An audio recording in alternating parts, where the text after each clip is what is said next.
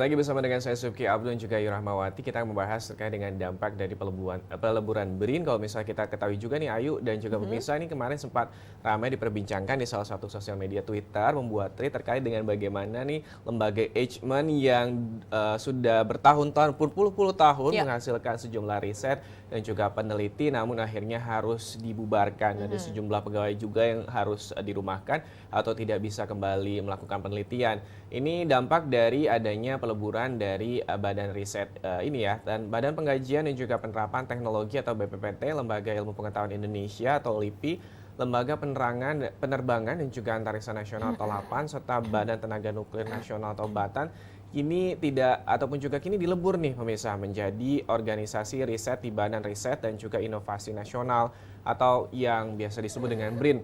Ini dampaknya ratusan ilmuwan honorer ataupun juga PPN ASN ini kini tidak diperpanjang lagi kontraknya. Sementara itu Komnas HAM mendesak negara agar menghargai pengabdian para ilmuwan.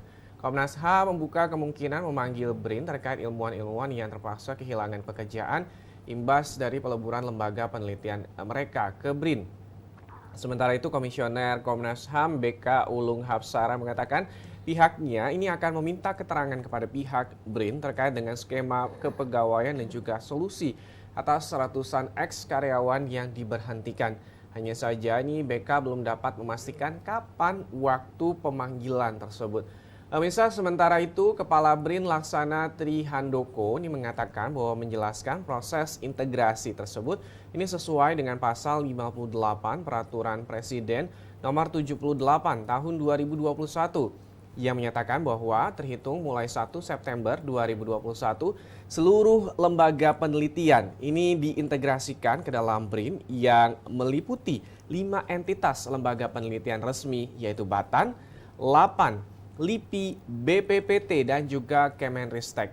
BRIN dan juga termasuk di dalamnya ini Lembaga Biologi Molekuler atau LBM Eijkman, seperti itu. Ya, ini kalau kita lihat memang sedih sekali ya, banyak sekali nasib peneliti yang sekarang jadi lontang-lantung. Dan juga kalau misalkan kita lihat beberapa thread yang tadi Uki bilang di sosial media ini mengatakan bahwa kalau misalkan non-ASN kemudian belum S3, maka memang sangat sulit untuk mempertahankan statusnya. Dan kalau misalkan masih non-ASN, masih harus disuruh ikut lagi untuk tes dari ulang. Padahal mungkin ini masa baktinya sudah lebih dari belasan tahun, Ki. Sebenarnya juga mungkin maksud dan juga tujuan dari Presiden Joko Widodo akhirnya melakukan sentralisasi Badan Riset Nasional ini atau ke dalam BRIN ini ada maksud baik, tapi mungkin pelaksanaannya dan juga implementasinya ini tidak memikirkan peneliti-peneliti yang juga mungkin tidak menjadi karyawan tetap seperti itu. Seperti apa nih sebenarnya dari anggota DPR RI membahas ataupun juga meneliti terkait dengan permasalahan tersebut? Kita nanti akan bersama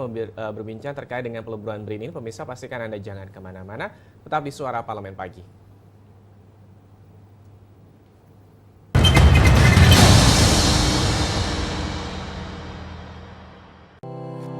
Tugas dan fungsi DPR RI sangat penting bagi negeri ini sebagai pengemban amanat rakyat. Namun tidak banyak yang tahu apa saja fungsi dan tugas dari DPR. DPR mempunyai 3 fungsi pokok, yaitu legislasi, anggaran, dan pengawasan. Ketiga fungsi tersebut harus dilaksanakan dalam kerangka fungsi representasi yang mengedepankan kepentingan rakyat berdasarkan aspirasi masyarakat dan untuk kesejahteraan rakyat.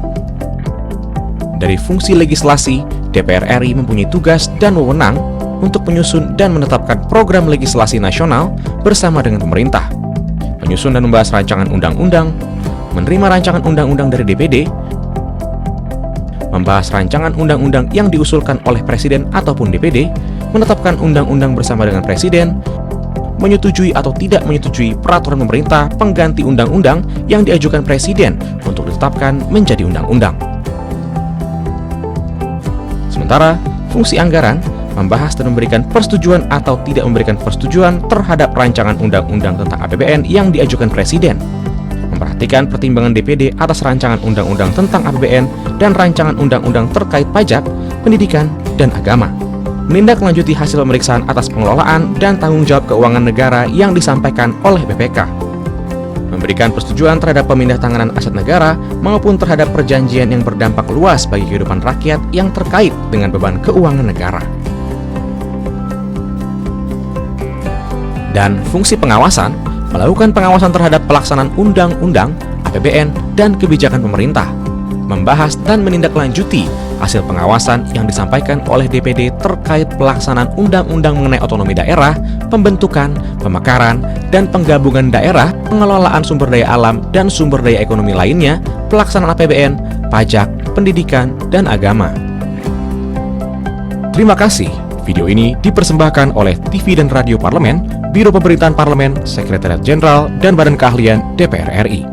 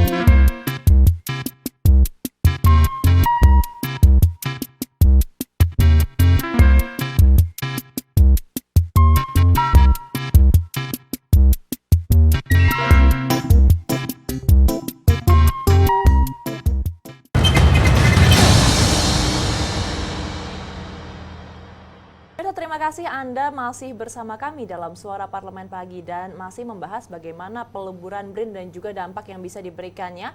Kali ini telah hadir bersama kami anggota Komisi 7 DPR RI dari fraksi Partai Golkar, Mbak Diah Roro Esti. Selamat pagi Mbak Roro, apa kabar?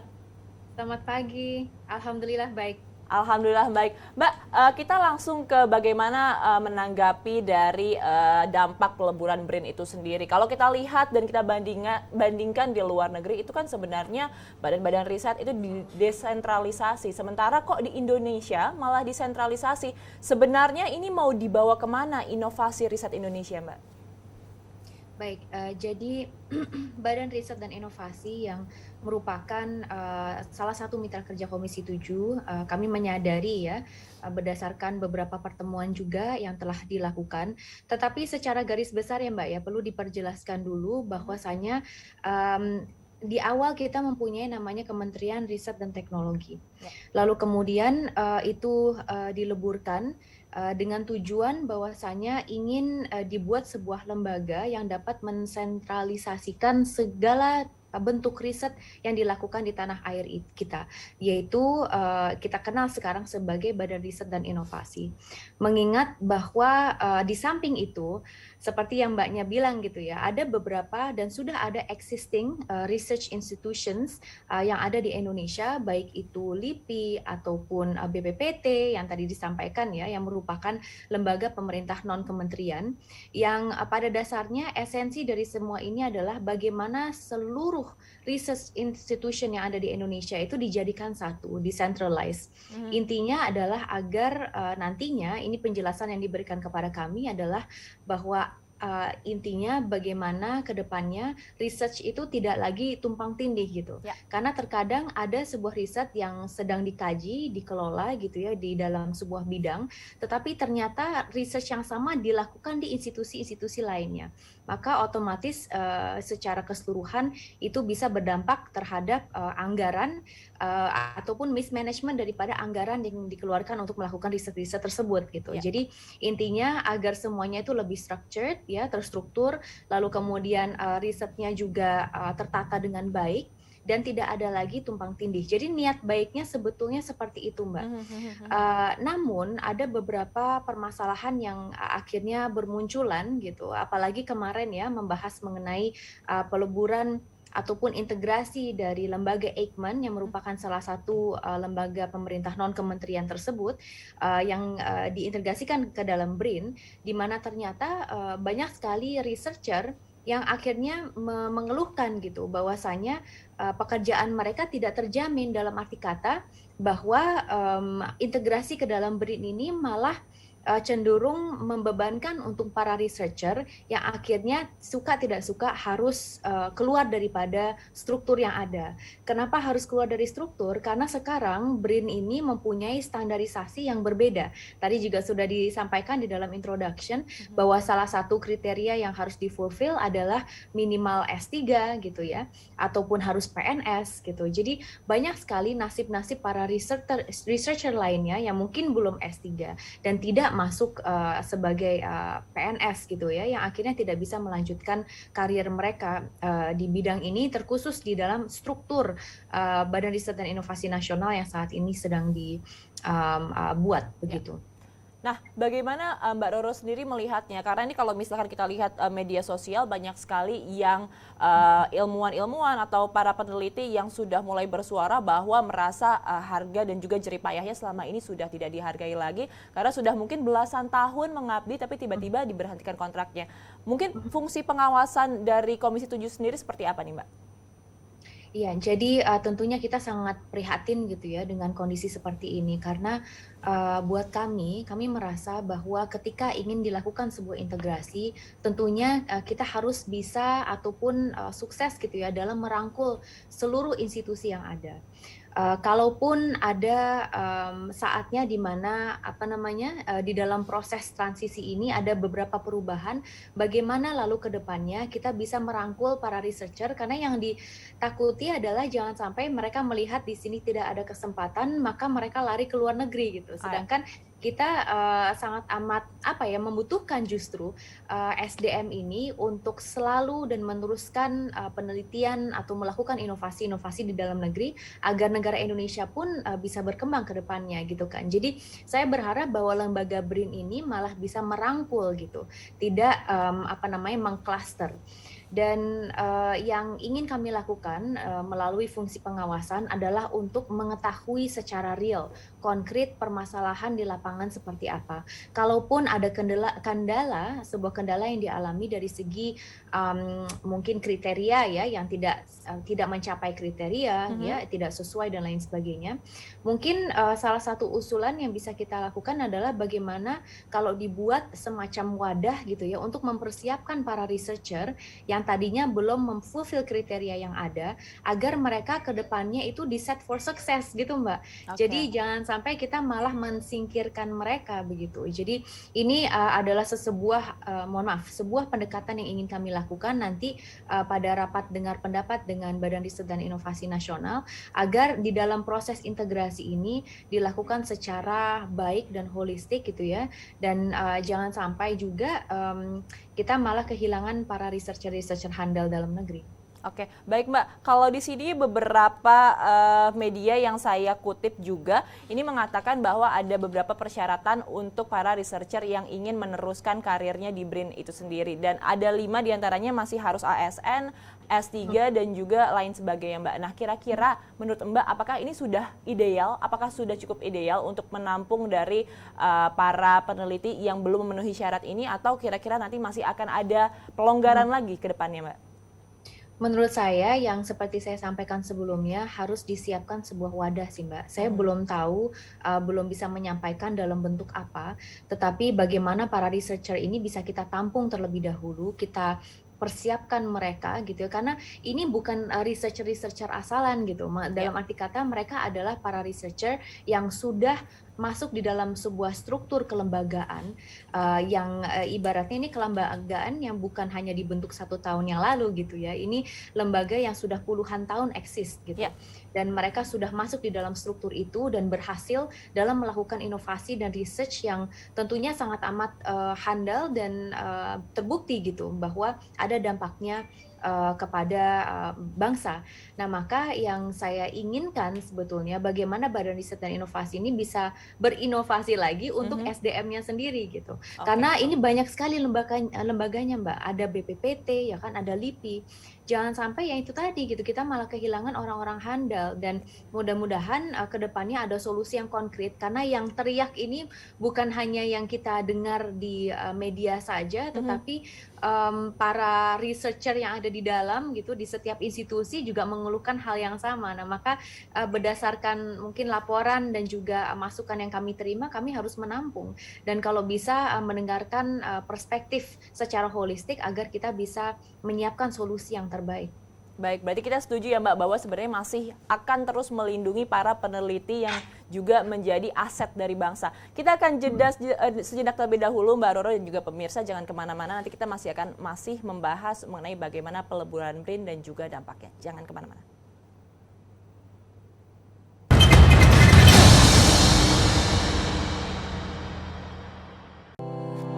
Tugas dan fungsi DPR RI sangat penting bagi negeri ini sebagai pengemban amanat rakyat. Namun tidak banyak yang tahu apa saja fungsi dan tugas dari DPR. DPR mempunyai 3 fungsi pokok, yaitu legislasi, anggaran, dan pengawasan.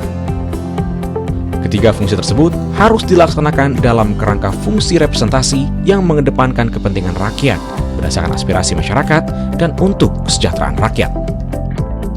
Dari fungsi legislasi, DPR RI mempunyai tugas dan wewenang untuk menyusun dan menetapkan program legislasi nasional bersama dengan pemerintah, menyusun dan membahas rancangan undang-undang, menerima rancangan undang-undang dari DPD, membahas rancangan undang-undang yang diusulkan oleh Presiden ataupun DPD, menetapkan undang-undang bersama dengan Presiden, menyetujui atau tidak menyetujui peraturan pemerintah pengganti undang-undang yang diajukan Presiden untuk ditetapkan menjadi undang-undang. Sementara, fungsi anggaran membahas dan memberikan persetujuan atau tidak memberikan persetujuan terhadap rancangan undang-undang tentang APBN yang diajukan Presiden, memperhatikan pertimbangan DPD atas rancangan undang-undang tentang APBN dan rancangan undang-undang terkait pajak, pendidikan, dan agama, menindaklanjuti hasil pemeriksaan atas pengelolaan dan tanggung jawab keuangan negara yang disampaikan oleh BPK, memberikan persetujuan terhadap pemindah tanganan aset negara maupun terhadap perjanjian yang berdampak luas bagi kehidupan rakyat yang terkait dengan beban keuangan negara. Dan fungsi pengawasan, melakukan pengawasan terhadap pelaksanaan undang-undang, APBN, dan kebijakan pemerintah, membahas dan menindaklanjuti hasil pengawasan yang disampaikan oleh DPD terkait pelaksanaan undang-undang mengenai otonomi daerah, pembentukan, pemekaran, dan penggabungan daerah, pengelolaan sumber daya alam dan sumber daya ekonomi lainnya, pelaksanaan APBN, pajak, pendidikan, dan agama. Terima kasih. Video ini dipersembahkan oleh TV dan Radio Parlemen, Biro Pemerintahan Parlemen, Sekretariat Jenderal, dan Badan Keahlian DPR RI.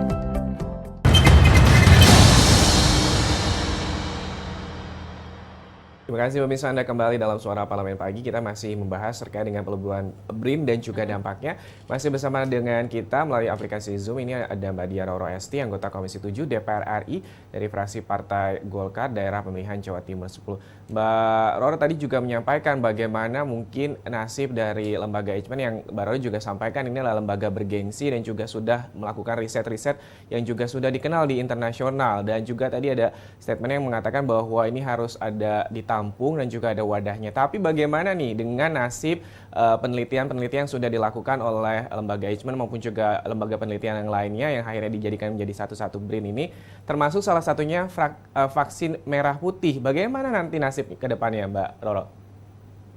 Ya, jadi kami meyakini dan mengetahui gitu ya bahwasanya proses transisi ini kan tidak mudah gitu. Apalagi kemarin membahas mengenai bagaimana lembaga Eijkman ini diintegrasikan ke dalam BRIN dan ini semua menjadi namanya Pusat Riset Biologi Molekuler Eijkman gitu. Tetapi salah satu concern yang kita punya gitu ya dari Komisi 7 adalah jangan sampai hal-hal yang selama ini sudah dilakukan oleh Eijkman, mengingat bahwa lembaga Eijkman ini kan lembaga yang bukan hanya dikenal di secara nasional ya Mas ya, tapi secara internasional ini juga sangat amat dikenal gitu. Dan kita apresiasi terlebih dahulu karena lembaga Eijkman ini telah melakukan berbagai macam hal, berbagai macam inovasi terkhusus untuk penanganan COVID-19. Mereka membuat namanya Tim Waspada COVID-19 lembaga Eijkman dan salah satu terobosannya itu adalah pengembangan vaksin dalam negeri atau yang tadi Masnya sebut sebagai vaksin vaksin merah putih gitu.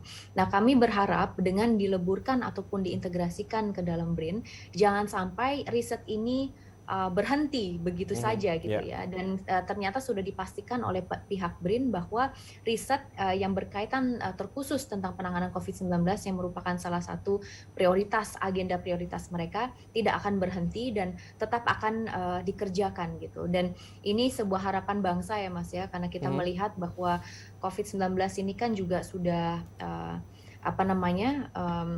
masih ada gitu dan kasusnya masih ada setiap harinya. Nah, maka dengan menjawab tantangan-tantangan seperti ini, kami berharap bahwa negara bisa melakukan sebuah terobosan, kita juga bisa lebih mandiri dalam menangani dengan adanya vaksin dalam negeri, memberdayakan sumber daya manusia yang ada di Indonesia gitu ya. Dan siapa tahu vaksin ini juga bisa handal dan dikenal di dunia internasional. Jadi ini sebuah terobosan yang sangat luar biasa yang kita harapkan masih bisa dilaksanakan gitu, karena targetnya adalah tahun 2022 ini ya akan produksi massal. Hopefully nanti kita lihat perkembangannya ke depannya. Oke, sebenarnya kalau misalnya kita membahas lagi ke belakang ini, sebenarnya Presiden Joko Widodo membentuk BRIN ini adalah direncanakan menjadi super body riset di tanah air. Tapi sebenarnya kalau misalnya Mbak Roro sendiri dalam hal ini anggota Komisi 7, ini melihatnya sebenarnya terburu-buru kah atau juga sudah melihat sebenarnya ini akan terjadi pro dan juga kontra terkait dengan akhirnya peleburan BRIN ini? Ya kita berharap, kita melihat dan menyambut baik niat baiknya gitu ya. Tetapi di satu sisi juga kita berharap jangan sampai ini malah menimbulkan kontroversi ataupun ketidaksepakatan ataupun malah tidak memberdayakan SDM yang sudah existing. Nah, ini kan permasalahan-permasalahan yang ternyata sedang bermunculan.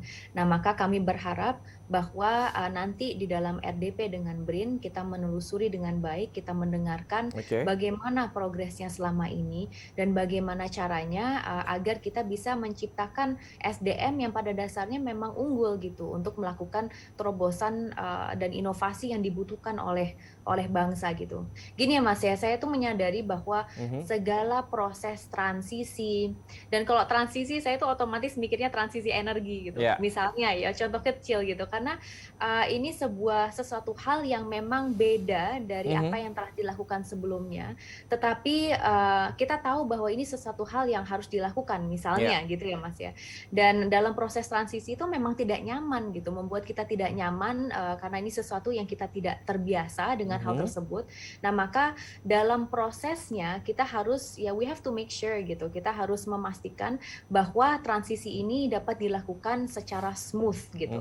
Agar lebih banyak keuntungannya dibandingkan kerugiannya begitu. Oke, jadi ini kalau misalnya Mbak Roro sendiri boleh digarisbawahi bahwa masyarakat maupun juga komisa maupun juga para peneliti ini mungkin harus lebih bersabar lagi sebenarnya ya untuk akhirnya masa transisi ini, karena tidak mudah, tidak seperti membalikan telapak tangan seperti perubahan misalnya dari minyak tanah ke gas, itu juga membutuhkan proses dan juga membutuhkan sosialisasi. Nah, tapi kalau misalnya nih Mbak Roro juga ada sejumlah peneliti yang akhirnya juga membuat petisi di change.org dan juga ini nanti Komnas HAM akan memanggil BRIN. Sejauh ini kalau misalnya dari Mbak Roro sendiri, setujukah terkait dengan petisi ini ataupun juga pemanggilan Komnas HAM terhadap BRIN ini nantinya? Menurut saya petisi ini kan dibentuk berdasarkan aspirasi yang ada ya Mas ya. Jadi kalau saya akan menampung aspirasi itu, paling tidak untuk mendengarkan apa sih sebetulnya keluhannya.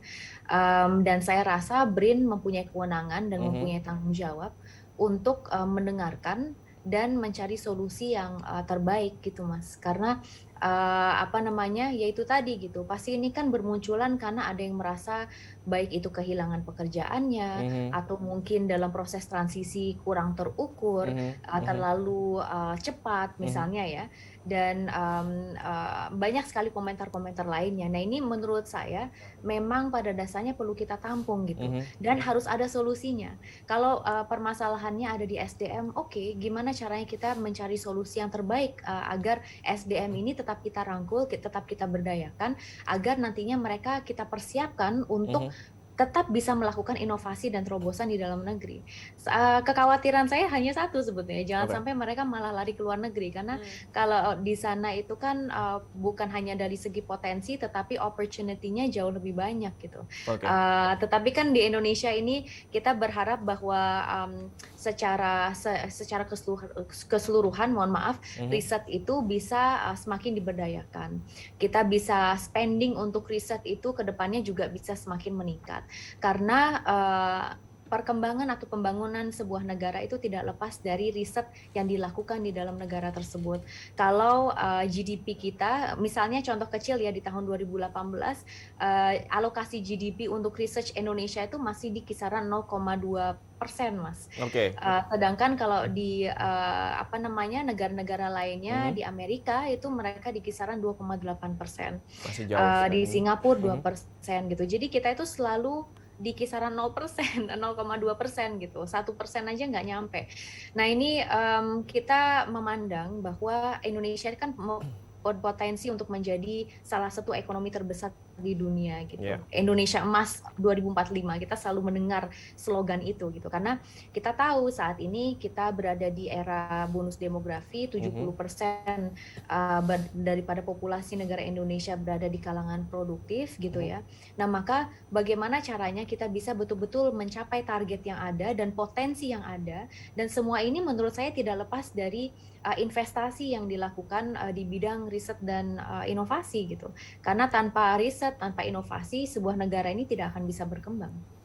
Mbak Diah Roro, kita tunggu pastinya dengan Komisi 7 DPR RI bisa merangkul BRIN, bisa merangkul para peneliti-peneliti kita yang juga sudah berkontribusi untuk negara kita. Semoga seperti yang Mbak Roro tadi sampaikan, tidak pada lari ke luar negeri dengan melihat potensi mendapatkan keuangan yang lebih dan juga kemakmuran kehidupannya yang lebih layak, insentif yang lebih banyak. Jadi Mbak Diah Roro, kita tunggu pastinya nanti Komisi 7 DPR RI rapat dengan pendapat maupun juga pastinya mendengarkan bagaimana nih dengan BRIN, dan juga pastinya bisa ada jalan tengah dan juga solusi terbaik ya, Ayu dan juga pemirsa. Betul sekali. Kembali kita ucapkan terima kasih banyak Mbak Roro, selamat melanjutkan aktivitas Mbak.